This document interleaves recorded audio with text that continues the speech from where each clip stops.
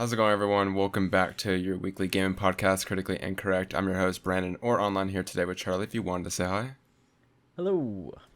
Yes, we have another episode for you this week, and yeah, it should be a good one. Lots of cool, long-awaited news, at least in terms of God of War and some other news stories. So yeah, I look forward to that. But of course, you know the deal. As we always start off these podcasts with, we talk about what we've been playing gaming-wise. So Charlie, take it away. I haven't played too much different this week, mainly just because, as you know, there hasn't been a ton of big hit releases as of late, so I've just been playing more of the same, really. I'd say the only real difference this week is I did play a little bit of Elden Ring, as you would have seen last week. I did pick up a copy of the game finally. I've only played an hour. I'm not very far in at all. I haven't even done the first boss or anything, so um yeah, I just did a little bit of exploration and stuff. It hasn't really grabbed me yet. I really want it to, and I just think it's gonna take a little while. I need to properly dive into it, but I just haven't had a day where I can just sit down and really get into it, or I haven't really felt like it yet. So I do want to, but I feel like it's gonna probably take me. I need to probably beat that first boss, and then maybe it'll kind of reinvigorate me to go and play some more of it. So I haven't played too much of that. And then such a weird game to reinstall, but I ended up reinstalling Payday 2. I don't really know why. I think it's because I saw a load of DLC was on sale, so I ended up buying all the packs that I didn't own just because it was so cheap. Um, yeah, I just felt like replaying some of the old heists and playing some of the new ones. I used to really like Payday 2 back in the day. So I just felt like playing some of that solo and just online with randoms. Kind of hoping we start seeing some more Payday 3 relatively soon, maybe at Gamescom or something like that, because that's meant to be next year. I mean, they've been working on that for a long time now. So, but yeah, it's just been having fun, just doing some heists on that, just mindless, just shooting enemies. It's just fun. So I've been playing a bit of that. But that's really it, to be honest. There's not been much else, just a bit of Battlefield for my weekly challenges and stuff. Um, but nothing cool single player wise or anything like that. Right on, right on. Yeah, I definitely understand that with Elden Ring. My biggest tip for you would be to, when it opens up Breath of the Wild style and you can go anywhere, don't go behind or anything like that, because I made the mistake of going behind and exploring, and you kind of miss the tutorial of the game. They kind of give you a nice introduction if you just go forward like most players would that are new. That's my biggest tip, but yeah. In terms of what I've been playing, mainly the same stuff as usual. As I said last week, Final Fantasy IX, I've been playing through that. I've also been playing Fall Guys and Fortnite like usual. Haven't started anything up yet besides those. I've mainly been watching some stuff. I went to go see Thor last night, and Charlie also saw that. And then also just finished watching The Boys, which is good. I definitely do want to work more on Elden Ring and then maybe start up Horizon or something, since I do have that demo from the PlayStation Premium thing. But yeah, we'll see what I end up choosing. In terms of the Steam summer sale, I did pick up some games. I bought FTL, which is a very popular PC game that came out years ago. It was $2.50. I picked it up. I also bought the original Doom because I wanted to play through that. Just felt like playing an FPS, so I haven't started it, but it's downloaded and ready to go. And then I did buy Dragon's Dogma when that was on sale for $5 or $7. So I got some games that were relatively cheap on the Steam summer sale that I'm sure I'll just add to my backlog like usual. But they're there. Anyway, so move on to the releases this week. Only one release this week, and that's Gwent Rogue Mage. I honestly didn't even know about this game, so Charlie, do you want to explain it a bit? Yeah, it's basically a single player kind of expansion for Gwent, like a standalone thing. They announced it and shadow dropped it kind of this week. I don't think it's reviewing too well because it's kind of like a dumbed down version of Gwent. But it's basically like a campaign with roguelite elements, I think. I haven't looked into it too much, but yeah, I think it's out on PC and mobile. So if you're into Gwent, maybe check it out. But from the reviews I've seen, they removed a lot of the more strategic mechanics to try and make it a little bit more I guess user friendly. Um, but yeah, so that's literally it. Nothing else this week. Well, but that's not really a surprise. We're in kind of the drought period right now. Yeah, a lot of games don't release in summer. But yeah, we'll move on to the big meaty segment that always is the gaming news, right? So our first news story is kind of a update on what we talked about last week, so or at least one of the podcasts a few weeks ago, and that's the fact that Lollipop Chainsaw is indeed getting a remake. It's officially announced just a few days ago last week, and it's coming out in 2023. Details involve obviously an overhaul in terms of visuals, and then they also said there's gonna be new music. I'm sure due to licensing issues and stuff like that. So yeah, I saw some screenshots online. Looks really really cool. I looked it up because I don't remember how critically it was received, and apparently this game reviewed really well. I remember seeing it as a kid at GameStop and stuff like that, but I didn't really know I don't know the reception to this game. So I know it's one of Suda's most beloved cult classics. So I'm looking forward to playing that when it comes out next year. What were your thoughts on the official announcement, Charlie? Yeah, I'm excited for it. I'm glad that it's getting a remake of some kind, just because it's one of those games that never got a port or anything. I don't think it's even available on PC anymore, so I'm glad that it's going to be coming out on more platforms, just so I have a chance to play it again, and then new people get to see it, because it is just a fun hack and slash game. It's just really dumb fun, and it's classic Suda just wackiness. So yeah, definitely looking forward to that one. Like you said, the screenshots looked pretty cool. It'll be interesting to see what they do with the music, because yeah, there's quite a bit of licensed music in the original. So they've said that a lot of that they basically want to replace, I think, with original stuff. Just because I think the main problem they had with bringing back Lollipop Chainsaw before, much like other games like Alan Wake and stuff, is that they constantly get delisted from Steam and stuff because the music licensing runs out, and until they renew it, they have to remove it from sale and stuff. So I think they just basically want to avoid that in the future, so, which I kind of get. But there was a lot of licensed stuff in the original, so um, we'll see. I'll be interested to see if they bring back James Gunn to rewrite anything or do stuff like that, because I know he was tweeting about it before the remake got announced. So I don't know if him or Suda are involved in the remake in any way, because it's not they're Grasshopper making this. It's a different studio, so we'll see. But yeah, I'm definitely looking forward to it. Yeah, right on. It's awesome to see. More PS3/360 games that get brought back, the better, in my opinion. So that's cool. Anyways, speaking of games that got brought back, in terms of announcement wise, we saw that Skull and Bones finally got re-revealed. And last week I was talking about how there's no way this game's coming out in November. Well, literally the next day, I think Ubisoft announced a new showcase for the game, and that showcase ended up happening yesterday from the day we're recording this. Yeah, they had a full stream and stuff like that. I didn't watch the full stream, but I did see the 8-minute gameplay segment they did, because that's what's most important, honestly, in terms of these announcements for me. I think the game looks alright. The big thing is this game is coming a day before God of War, because spoiler for a future news story is that God of War finally got a date. So it is a day before God of War Ragnarok, and it is $70, and the game looks alright in my opinion. Nothing amazing, but I don't know. The setting and everything just looks cool. I'll definitely need to see more of it, but it's on my radar. Yeah, I would say I'm kind of mixed at the moment, but yeah, the announcement didn't do anything crazy for me, but it also didn't steer me away. But I know it's been having mixed reception online, so yeah, Charlie, I know you're not the most positive on this game, so if you want to talk about it, here's your chance.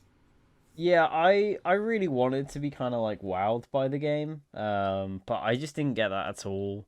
Um, a lot of the gameplay video was the one that leaked it a month or two back, so there wasn't really anything new from what I'd seen, back when that stuff did leak. Um, and yeah, the price tag I think is probably the biggest mistake for the game. I don't really know why they think $70 is appropriate for it. I just see this as a Ubisoft bargain bin game within a few weeks. It's gonna happen. Um, yeah, because people aren't gonna want to pay $70 for a pirate game where you can't get off the ship. I don't understand that personally. Um, I know you can get off the ship when you're at the base, and I think when you do some treasure stuff, but there's no combat off the ship. There's no island exploration, and I guess they were probably worried that it would be too similar to AC4, but yeah, I would have liked it to be more Sea of Thieves esque, and I think that's going to be the biggest problem, is that at this point Sea of Thieves has got so much content and is so easy to get. It's on Game Pass, it's constantly on sale on Steam. It's got a massive player base, so why would you pay $70 for this when you could spend $5 for a couple months of Game Pass and play that instead, you know. And I'm sure the ship combat and stuff is going to be great and probably a lot better than stuff in Sea of Thieves, but I think the overall experience you're going to get from this is not going to be as strong. Um, but yeah, to me, it didn't look like a paid game at all, let alone $70. So um, I think if it was like the $40 price range, maybe that would be a bit more appropriate. But I honestly would have made this free to play. But I imagine the amount of money Ubisoft have pumped into this, they kind of need to make some back. Um, I think the only reason this game's dropping this year is because they've got like some contractual obligation with like the Singapore like government or something because of where the studio is based and the loans they took out. I think they had to release it this year, so I think that's the only reason it's coming out right now. Um, so yeah, we'll see how it turns out, but I'm not expecting much. It'll probably be one I try out some point next year or something when it's super cheap. I definitely won't be getting it day one just because it's coming out in the middle of so many releases. So it's definitely not on the list for me. But I'm gonna keep an eye on it still.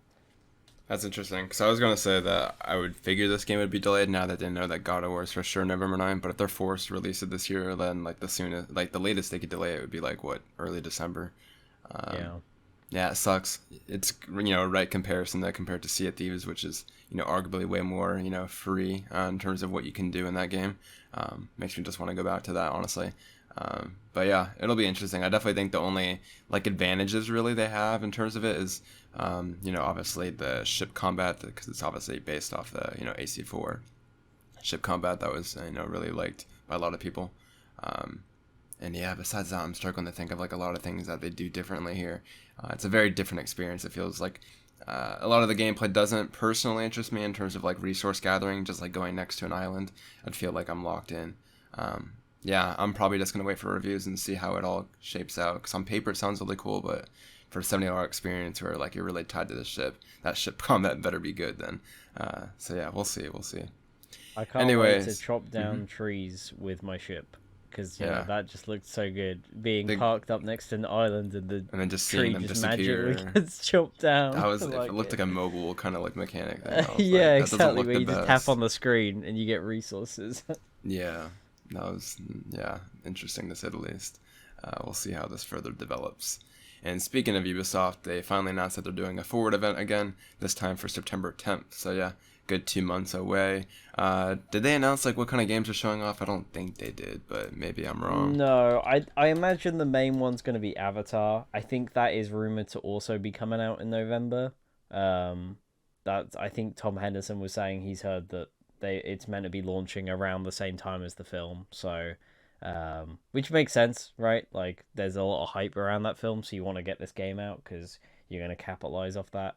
I'm interested more in the game than I am in the film, to be honest, because I remember the game they did back on like 360 and stuff was actually really good. So I'm interested to see how this one turns out because they've been working on it for what, like probably 5 years or something at this point. Like I remember they announced it back when they were still doing Division 2 or like before. I think it might have been before Division 2, right? Like 2017, 2018. So yeah, like they've been working on it a long time. So I'm definitely interested to see how that one turns out. I don't really know what other stuff would be there. I would hope Prince of Persia gets a re-reveal there, but whether it's too early because I feel like that game has just been like completely rebooted now. Um, and I guess there'll probably be like a new trailer for Mario and Rabbids is probably a given.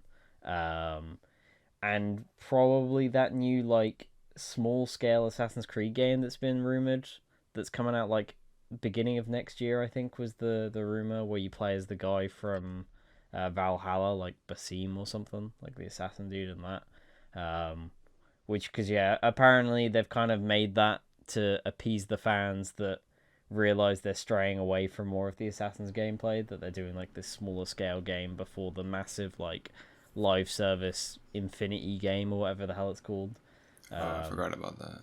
and probably that VR game because I keep forgetting that exists, but probably the Assassin's Creed VR game. And that Splinter Cell VR game, wherever that is. Yeah, maybe that as well. I don't. The only reason I'm not sure about the Splinter Cell one is there's been loads of leaks for the Assassin's Creed one because they've been doing tons of playtesting, but there Hmm. hasn't really been anything about Splinter Cell, which makes me think that one's further off. Um, Yeah, but yeah, I don't know. that's true. That's true. I remember those leaks happening a little while ago. Uh, I definitely want to see more of that, but uh, that's gonna be on the Quest too, huh? Yeah. Yeah, I'm more focused on PSVR 2 now. I really can't wait to get back to console VR. But yeah, that's it for Ubisoft. So cool to see a lot of more news stories break out from them, and I'm sure we'll have more to say in September. So yeah. Anyways, this next news story is probably the sad one this week. I know this bummed out a lot of people, including myself. So this comes from Kotaku, and this was also like verified by like a notable Rockstar leaker.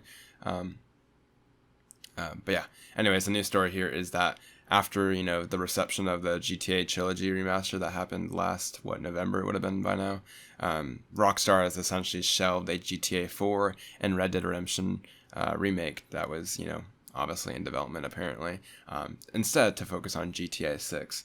So I'm a little bit mixed on this. With Red Dead Redemption, I'm just utterly like kind of sad because that's like more of like an accessibility thing. Like it's not even on PC. Because the reason why the GTA trilogy sucked is because like even though those games those games are already available, so like when the remaster was trash, it was seen as bad because like these games are already accessible and arguably played better if you just played the original. But with Red Dead Redemption, even if they did a half-ass job, at least it'd be a port over, right? Like at least I'd be able to play this on Steam or I'd be able to play this on PS5. So that's why I'm like just really sad about the Red Dead Redemption one. But in terms of like the GTA 4 one, yeah, that's another one that a lot of people want to bring back as well because obviously that's another beloved game, especially for that story. I don't know, man. Every Rockstar news that comes out just seems to disappoint me as of lately. Just seems like that studio is just kind of dropping the ball every chance they get. Granted, like the option to focus on GTA 6 makes sense, but at the same time, it's just bizarre, like just utterly bizarre. Like everyone's been wanting a Red Dead Redemption remake. I get that you want to like put resources over, but like you're a big studio that I swear like even like a port of Red Dead Redemption wouldn't take that much development cost away for them, right? Yeah, it is what it is. Just sadly, it just seems like I can't really be excited about like any news story that Rockstar comes out with lately because it seems like they're just going into like a completely separate direction than I want them to go in. But yeah, Charlie, what was your thoughts when you read about that this week? Yeah, I mean, to be honest, I wasn't shocked just based on everything we've been hearing lately. I know if it was either the same day or like a few days before, they were talking about how Red Dead Online's basically That as just well. completely abandoned Mm-hmm. now again because they want to focus on GTA 6. Um, which I get, but like Rockstar's such a massive studio that you'd like to think they could have a team or even just a portion of one of the smaller like Rockstar San Diego or something. Just have a portion of them working on like not even a remake, but just a remaster of Red Dead. Like, yeah, it's really weird to me that they wouldn't even try to just at least port it and sell it because even like you said, even if it wasn't the best, you'd then at least have the ability to play it on something other than a PS3 or like an Xbox console. Because right now the easiest way to play it is on Xbox, right? Because it's backwards Yeah, compatible. So it's a that's good the way to play only. it too. It's yeah, it's a pretty good way to play it. It's just obviously visually, it hasn't got any of the improvements you'd want it to have. Um, but yeah, not having it on being playable on PlayStation, at least for now. Maybe when PS3 back compat eventually happens, we'll get it there. Um, but yeah, not being able to play it on PS3 and not at all on PC because it never got a PC release sucks. And like you said, GTA 4 isn't as much of a loss because it is still a bit more playable on PC, although the PC port does suck. Yeah, I So, know it sucks as it of would be Windows. nice to Yeah. get a proper remake of that, especially with some more refined combat and stuff, kind of similar to GTA 5 and what I guess they tried to do with the GTA trilogy. Um, but it's just Rockstar are another one of those bigger companies, right? That they take all the wrong notes from their failures rather than looking at it and seeing, okay, people didn't like this because we rushed it out and we kind of half-assed it. If we put more effort in, it's going to be fine. But rather they see it as, oh, this isn't what people want. But I don't think that's obviously not the case at all. But they seem to take it as, oh, it didn't sell because people don't want it, rather than it didn't sell because it's bad. Um, which they have that problem. EA have that problem as well, where rather than, admitting a mistake and trying to fix it, they kind of just blame it on other things. Um, so yeah, like you, they're going in a direction that I'm not really interested in. Hopefully, it does say that they obviously haven't just destroyed these projects, right? So they may revisit them in the future, but if that's not going to happen until after GTA 6, that's not going to be for another, what, like 2, 3 years. So, um, yeah, I'm not surprised. It's sad, but it's just the way that studio's going.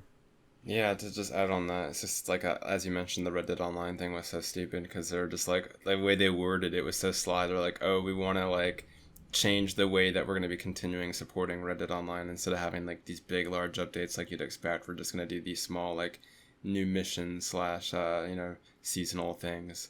It's pretty much just Patches. saying, yeah, we're mainly just going to work on GTA Online and just Red Dead Online is going to like not really get supported that much anymore. No, like I obviously get wanting to support GTA 5 online as a business. That's what makes sense, right? That thing's making millions and upon millions, I'm sure, in terms of shark card revenue and all that. But at the same time, like the fact that you're just shelving like GTA 4 and Red Dead Redemption in favor of GTA 6, it's pretty much they're all working on GTA right now. Like that's what they're doing. They're all doing GTA 6, and I get like even if they would have released these ports, and people would have complained that they're like still milking and they're not doing it. But it's like you're like that's the one people those are like the two games people wanted to get ported or at least like worked on. Yeah, like yeah, it's just crazy. Like the lessons they learned are just like okay, you guys didn't like the ones that you semi cared about, so we're gonna cancel the ones that like are highly anticipated from our studio, and instead just keep working on GTA 6. I swear GTA 6 better be good after all this like decade of waiting. But yeah, it'll be a really interesting time when GTA 6 comes out because it'll tell me, Rockstar's ability to continue making single player games if it's still there or not. Yeah, once that comes out, because Red Dead Redemption 2 obviously was an amazing game. Showed that Rockstar obviously still had it even though they were focusing on GTA 5 online for a while. We'll see if they still have that after the writers, leaving and all that. So yeah, we'll see whenever that game gets announced. Hopefully sometime soon. Anyways, Forspoken got delayed again, this time to January 24th, 2023. I think this game was slated for October timeframe around that time. Not really surprised it was delayed, just because, yeah, I don't know. I almost forgot this game was coming out in October, and yeah, we haven't seen it in a while, so obviously there must have been some sort of issues with it. That being said, it wasn't a huge delay, so they probably just want to finish up, do some polish on it, make sure that it's in a good, form, right? I think the time period's really good that this game's coming out in because January is a really good month to launch these kind of games. If you're unsure, you don't want to release in October when like a bunch of other games are coming out. So maybe this game will have a better chance at getting some better sales numbers if they can market it right. So yeah, Charlie, what are your thoughts on this? Were you sad? I'm sure you weren't that sad because you have enough to play in October as it is, right? Yeah, exactly. I think overall it's just better for the game, right? Like they said they need a bit more time. I imagine it's also because it's not, like you said, it's not too big a delay. I imagine it's also the fact of it's a new IP. They didn't want to launch it right around so many big releases, so it made sense to delay to January because you're not going to get as many releases that month. So it makes a bit more sense. I probably am not going to be picking this up straight away just because whilst I think it looks cool, um, I don't know if it's going to warrant like a $70 purchase on day one, which I think is going to be my issue going forward with a lot of stuff. I keep Is it's a forgetting these lot. games are $70. Yeah. It's a lot of money to kind of put down to something that you're not 100% that you're going to enjoy, right? So, that's the kind of game where I'd be like, if it had a trial day one with PS Plus, I'd probably buy that upgrade to PS Plus because I still haven't done that.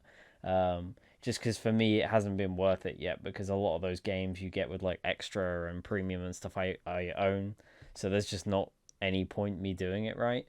But if there were trials day one for games like Forspoken that are kind of unique and I'm not sure whether I'm going to enjoy if I'm able to play it for an hour just to see and then purchase it afterwards, I think that would be a good shout for that kind of game. Um, but yeah, I think it's definitely the right move. Yeah, definitely did on that. Yeah, there's a bunch of other games I want them to also do trials for. Like, I'd love a trial for Gran Turismo 7 and stuff like that. The service is definitely, like, I wouldn't recommend it unless you haven't been, like, picking up games like Demon Souls and Miles and you really want that. But yeah, I am surprised whenever I scroll through the PlayStation Store because you always see a bunch of games that like really care about, but then you'll see like the PlayStation Plus icon next to them because you get them for free with premium.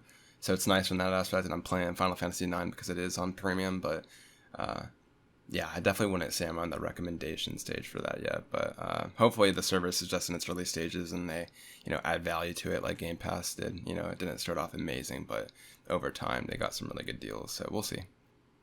Anyways, a pretty cool news story, but also one you kind of really can't, take with too much salt is the fact that E3 is apparently returning to LA in 2023. This is being done by Reedpop, so this is, I believe, the company or guy. I'm not sure if it's a guy or a company, but this establishment behind like PAX and other, events like that is apparently taking it on to produce it. So yeah, honestly, I have no idea like what to think about this. I don't know how much support it will get.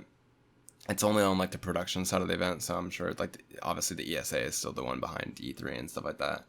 I know Jeff's still planning on doing something next year for Summer Game Fest. He did like a little trial with some influencers for like Street Fighter and some other games like that. So yeah, we might see next year a physical return to E3 in a substantial way if both Jeff and the ESA are planning on going back to that. So yeah, I mean this is a really early news story, right? They're just giving the dates and just like a confirmation, right?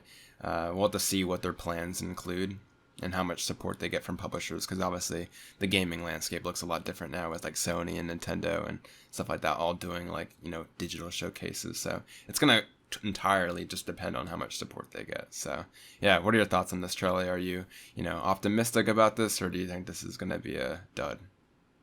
I mean, the whole Reed Pop thing just kind of reinforces that they are just going to try and make it more of a consumer event, right? Because that's what Reed Pop focus on, stuff like PAX and Star Wars Celebration. I think they do like some of the Comic Cons in the US and stuff. So yeah, clearly that's the kind of market they're aiming for. They're not trying to bring in, lots of journalists and that kind of thing. I mean, it was moving away from that previously anyway. It'll be interesting to see what kind of support it gets.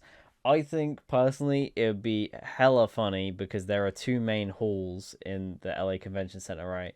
They should have one that E3 takes up, and the other one is Summer Game Fest. I think that would be so funny if they're both in the same building on the same weekend, like, and you just have like this split down the middle, kind of like in the convention hall where there'd always be that picture of like Xbox and PlayStation like right next to each other. It should just be that, but E3 and Summer Game Fest would be really funny. But yeah, I don't know. I'm interested to see what happens. I kind of want it to be like want all this to be really good because then I have an excuse to go over there. So we'll see what happens. But I'm more interested to see what Summer Game Fest do, to be honest. Just because that feels more like classic E3 than E3 probably ever will. So yeah. Yeah, if both of them are there and they both are like somewhat substantial, that's a good reason to attend if both of them are there Yeah. doing stuff. So hopefully that works out and it looks promising. Definitely want to go to more gaming events next year in person, like GDC. I want to definitely go to next year since I'll be graduating next year, and then also E3 would be great. Um, yeah, let's just hope I'm not doing like an internship next summer when E3 starts. We'll see. But yeah, anyways, we'll move on to a Marvel's Avengers story. I did not think we'd ever be talking about this game again on this podcast, but nonetheless, it's here. So apparently, a streamer leaked that She-Hulk will be coming to Marvel's Avengers. I was talking to Charlie a bit about this before the show. I guess I won't steal like what you said. So if you want to, tell me what you said, or tell the audience what you said to me, now's your chance. Yeah, so I mean, the thing is with Avengers, like people are kind of shocked it's still getting content. Um, but the thing, like I was saying to Brandon before this, is it's not really like brand new fresh content because all the characters that they've been working on recently and have been leaked to be worked on are basically just reworks of existing characters. Um, so they didn't make a big deal about it, but they did release Mighty Thor last week. So it's obviously Jane Foster who's in the new film, right? Um, but it's basically just another flying character, plays very similarly to Thor, but has a few different abilities that are slightly different to what Thor currently does. But obviously the same kind of mechanics of you have a hammer, you can throw it, you can recall it, like Kratos and the axe. And I imagine She-Hulk, because she was another one that leaked in the files a while back, is just gonna be kind of like Hulk, but probably a bit quicker and can move a bit quicker. But overall is gonna have similar abilities. I know War Machine has been in the files since day one. I imagine he's gonna come and he's gonna be the exact same as Iron Man, but silver.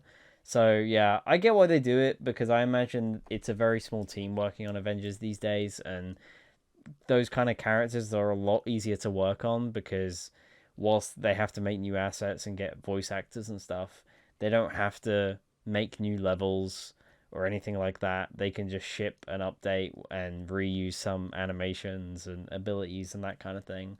Um, and it's just a lot less work, but they can still say we're supporting the game kind of thing. But unfortunately, all this kind of content is just not enough to bring people back. Like, I really want to go back to Avengers, but there's just nothing bringing me back to the game. Um, yeah, I feel like I tune into every one of those streams they do, and I constantly wait for them to end it with, like, some roadmap that they keep saying is going to come and then they delay, or just some, like, announcement of a big story DLC, but it's just not going to happen. Um, I think, like, obviously the guy from Naughty Dog going back to Naughty Dog was kind of like the nail in the coffin for story content in that game, because he was, like, the lead writer, and he left after the game launched, so... Um, yeah, it's a shame. The way it leaked is really weird as well because it was basically a streamer was like on the official Xbox Twitch page, right? Like they do those like sponsored streams or whatever, and he was streaming with like the lead designer on Marvel's Avengers, and he started like talking about She-Hulk and was saying how his like acting coach is voice acting the character, and he was like, "I think I can say that because you guys have officially announced it," and then he kind of like paused for a second, and then the developer just says, "We haven't announced She-Hulk." I was like, "This is Bro. so weird. Like, why that guy even thought he could say that on stream, let alone whilst the developer's there with him. I don't know. It's hilarious But that the dev was it's there. funny, yeah." That's amazing. Live stream fails. There you go. You can actually mention the next news story since I honestly don't know anything about it. Yeah, so this is one I basically just came across when looking up some stories for the week. I didn't actually know this, but apparently this has been kind of like rumored for a while, but Bungie's been hiring since I think September last year for like a mobile FPS game. They're teaming up with NetEase, which is obviously like the big Chinese company. They do a lot of mobile games. But they're apparently working on like a Destiny mobile FPS, but it isn't connected to Destiny 2, which is interesting. So I imagine it's probably going to be a more traditional, just kind of It's their new shooter, but IP. set in the universe. They have said it's Destiny, but it's just not connected to the current game. I guess it's going to be something different. Um, I do know they're also meant to be working on. So obviously, this is alongside like their new IP and stuff. But they've said that this is apparently Destiny.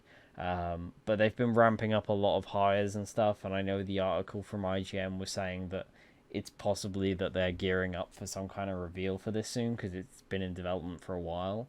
Um, yeah, I'm interested to see what this would be, just because I enjoy Destiny and I love the lore and world of it, and I would like to see more games that aren't just Destiny 2 in that kind of universe. And I do play games on my phone occasionally, so if it's interesting enough, I might give it a go. Um, but yeah, I hadn't heard about this at all until I saw this rumor come up. So yeah, definitely interesting. That is interesting. I didn't even know this thing was in development, but yeah, I could see it going either way. It could be cool. Anyways, we'll move on to our second to last news story. This has to do with Call of Duty this year. So, images of Modern Warfare 2 and COD 2024 have leaked via a playtest build of Warzone mobile. So, yeah, it's revealing that the game is apparently likely a sequel to Black Ops Cold War. Is the sequel to Cold War, is it talking about that being Modern Warfare 2 or COD 2024? So this is called 2024. Okay, Yeah. I was going to say that makes a lot more sense. Okay. I was going to say there's no way Modern Warfare 2 would be a sequel to Cold Yeah, War. yeah. That's cool. I honestly forgot Modern Warfare 2 is the game coming out this year. We haven't really seen too much of it since, last month at E3. And I still haven't even watched that gameplay video of the mission. Yeah, that's cool to see. This year is apparently supposed to be a big year for COD, right? Isn't Nard doing like a Warzone 2 or something Yeah, so as you've well? got you've got Modern Warfare 2 launching in November, and then they're meant to be launching like this new version of Warzone probably in December with like the first season of content. And then there's meant to be this other mode that's kind of like Tarkov, coming out sometime next year. Um, there was a rumor for a while that it was going to be like Warzone was, and it will be free to play. But now some people are saying it's just going to be a mode for Modern Warfare 2 coming post launch. So it's kind of up in the air. Um, the interesting thing with these leaks is that it's probably going to happen way more often. I know Tom Henderson was saying that the reason all this stuff leaked is because obviously all these games are being made on the same engine now. So COD 2024, all that stuff leaked because it's in the files because it uses the same engine and it's all This is being worked on Valve. at the same time. It's like Valve So now. he was saying as soon as Sledgehammer start working on their new game, you'll probably start to see stuff from that as well. Um, and it's just one of those things because they're all on that same engine. It's going to be difficult for them to not leak that stuff. Um, but basically, the images that did leak, they're all over the internet. Like they're not even really getting taken down, so you can still find them.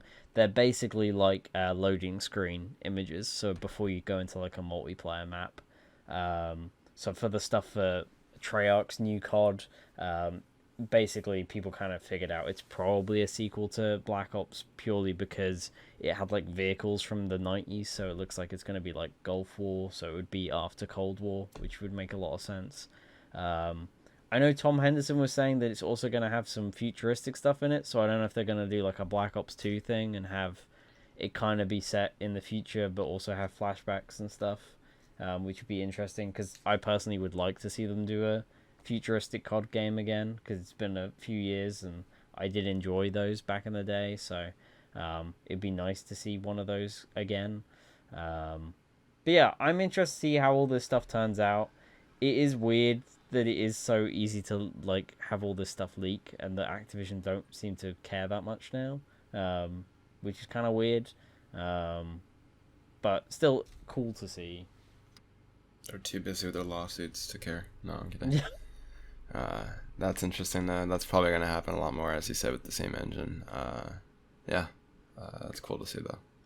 Anyways, our last news story is the big one for the week that everyone's been kind of waiting for. If you've seen, or if you've been on Twitter for like the last month or so, God of War Ragnarok finally got a release date for November 9th, and alongside this, they released information about the collector's editions, which, as of the day we're recording this, I believe you can pre-order it starting next week, so the 15th of July.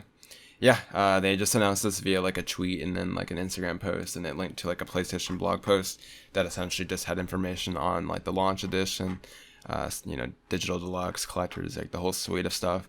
I'm not gonna really go over everything because you can just look it up for yourself, and it's not worth going over every little thing they add. But it's like the standard, Sony thing where they'll have a launch edition, which is the same price, but it'll include things like a digital skin for Kratos and Atreus. I guess I'll touch on the fact that there's a bunch of like PlayStation 4 themes they give you if you like get the collector's edition, which just hits hard that like we still don't have anything equivalent of PS5. I don't really personally care for the themes itself, but like it just makes me wish we got like folders and some other stuff like that. But yeah, it looks pretty cool. I know there's like another debacle online of people wondering why there's no disc that it gets included with these collector's edition, but that's probably just due to the fact that they sell a PS5 digital, only edition. So for those that have a PS5 digital version of, the PS5, they wouldn't be able to play the game if they got, a disc with God of War Ragnarok's collector's edition.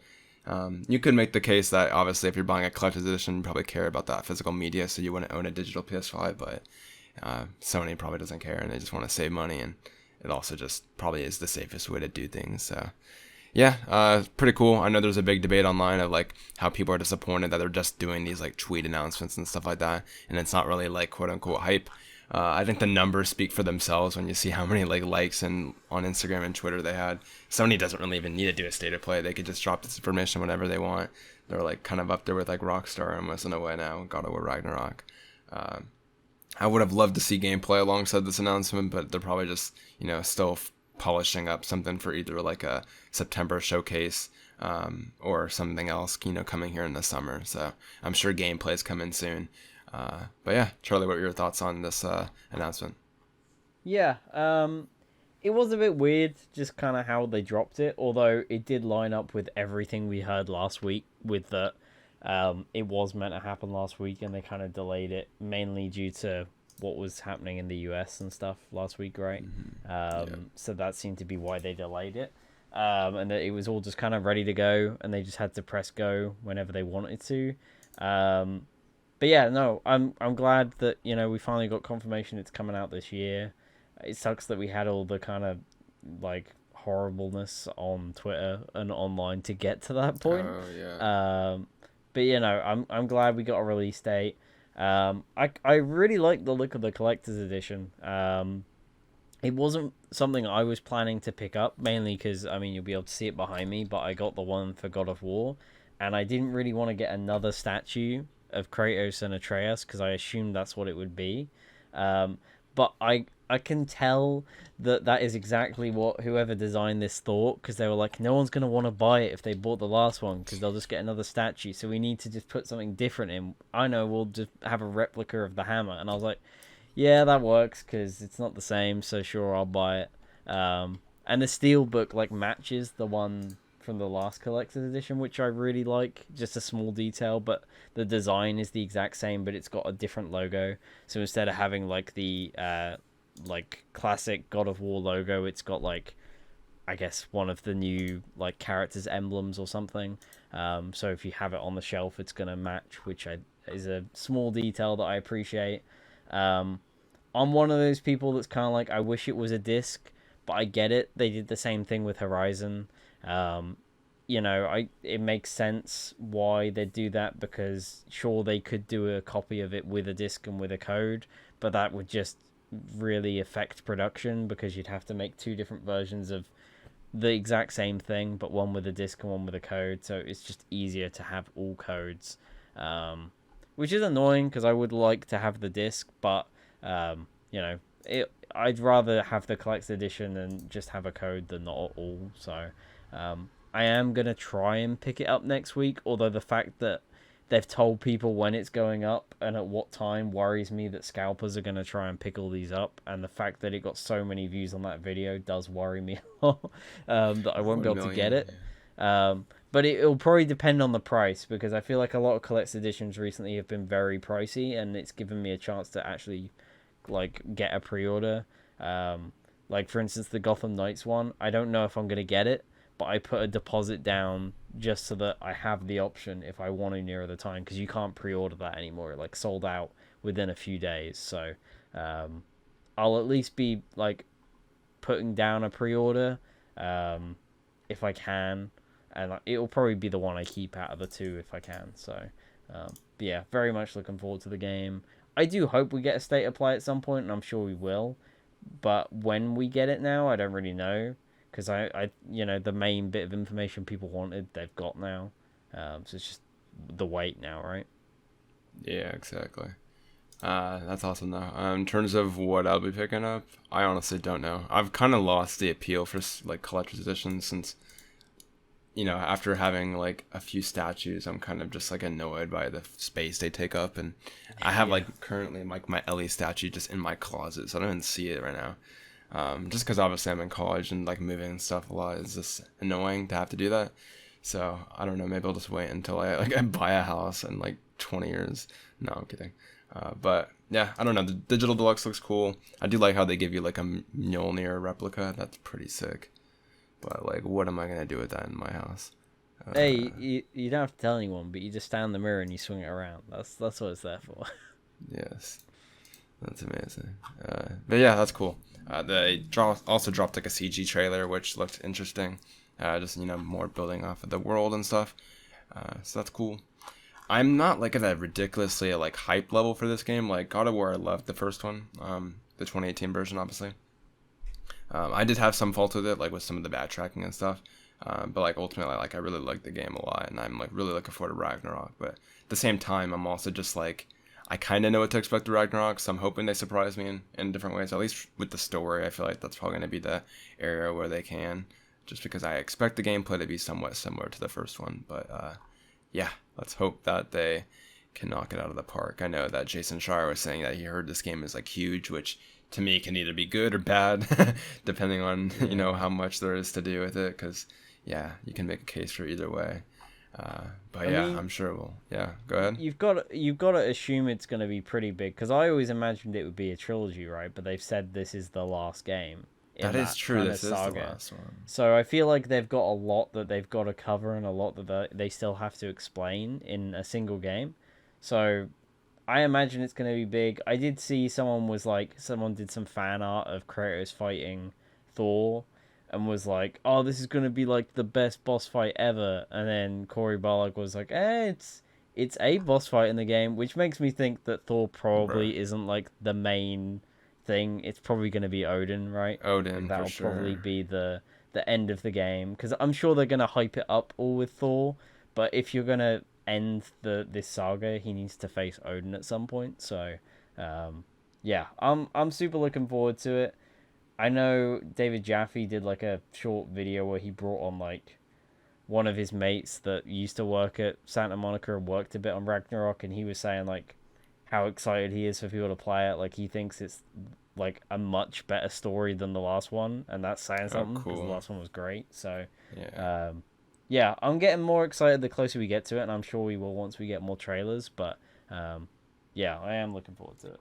I forgot that this is the second and last one. For some reason, I still believed there'd be a third one, but the Yeah, Sony Santa exactly. Monica already Yeah, announced there would not be a third one because of just, development times, nowadays are just huge. That it'd just be like, what, 2030 by the time we get a yeah, conclusion. So that's awesome. Yeah, it's going to be a sequel, so they have like lessons they learned from the first one. And then also just being able to do a lot more with the story is cool. It almost makes me wish that they did more with the story at the first one then. Because if this is like one of two, then like, I don't know, I feel like this will have like 75% of the story then, or something like that, if they're going to conclude everything. So, yeah, it'll be interesting to see where, Kratos and Atreus end up by the end of this game and what the future for the series will be. So, yeah, I'm now a lot more excited now that I remember that. So, that's cool. But yeah, that is our last news story. Ending it off with a bang. And yeah, we'll see you next week for episode 74, I believe. Maybe 75. 75. Yeah, 75. 70. Yeah, 75. There we We didn't go. change it. Sorry, guys. No, we didn't change it. Yeah. So, yeah, that's a big milestone. 3/4 of 100. Just cool. But yeah, we'll see you then. Until then, take care. See you later.